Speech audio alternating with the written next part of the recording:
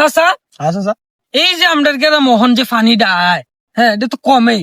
আমি শুনছি আপনারা যুগ নাকি আরো বেশি আছে। দেখি কইলা হ্যাঁ বাতিজা বাবারে বাবা কি তা কইতাম হ্যাঁ আমরার বেলা কতটি বন্যা পাইছি আমরা হ্যাঁ। হিসাব ছাড়া, বয়স তো কম হইছে না।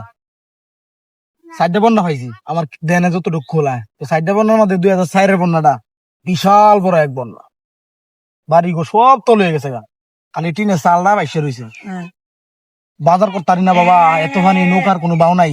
হ্যাঁ 700 কিলোমিটার এই দোনো নদীটা আল্লাহ ফাড়ি দিয়ে গেছি, মানে হাত রায় গেছি। আই সর্বন হ্যাঁ আই সর্বন এই সব বানাস তো 300-400 ঘর আছে মনে হয় আমরা গ্রামও। এই সব ঘরের বাজার আমি আল্লাহ হাতুরে হাতুরে আইনা দিতাম আর কইতাম খা, টিনে চাল ওইটা খাইতো হ্যাঁ। রাইন্দা রাইন্দা।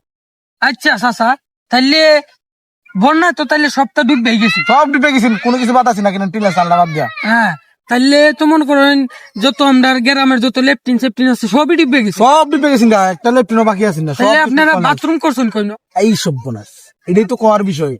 এই যে আইসো আসল ঘটনা আমাদের, হ্যাঁ এটা হলো একটা অনেক বড় স্টোরি রয়ে গেছে। হ্যাঁ কোনছে তাইলে চাচা? আমারটা কইতাছি না, আমি আরেকজনেরটা কইতাছি, আমার লগের আরেকজন, নিজেরটা কইলে একটু শরম, আমি আরেকজনেরটা কইতাছি। যখন আগা ধরতো আমার একটা বন্ধু ছিল হাকিম করে নাম, হুম এমএ খালি মুস্তামুসি করতো, খালি এমএ মুস্তামুসি করতো। আমি কি রে তুই এমএ মুস্তাস কে, গর্ভবতী বেটানের মতো হ্যাঁ কবেটা কথা কইস না, আমার বাথরুমে ধরছে, অফিসে যাইতো। আমি বাথরুম সপ্তাহ তো সপ্তাহ তো পানির তলে গেছে গা, তুই কই বাথরুম করবে।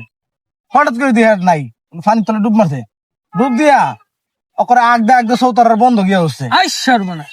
আর একটা ডুব দিছে, ডুব দিয়া করে আগ দে হইছে ওকর বাড়িতে উঠতে হচ্ছে, টিনে চাল উঠতে হচ্ছে।